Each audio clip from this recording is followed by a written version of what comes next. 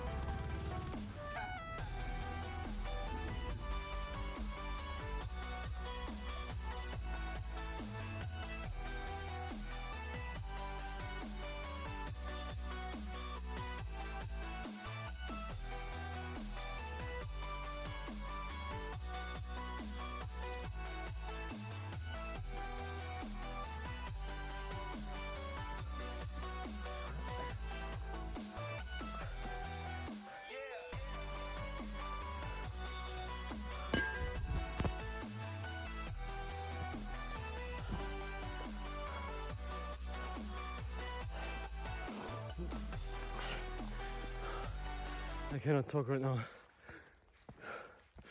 Oh, this was too intense. I gotta flip the camera and show you what I did. So, as you can see, this is the track where I've been running, and this is right next to it. From one step, looks like 2 centimeters. This was just crazy at the beginning.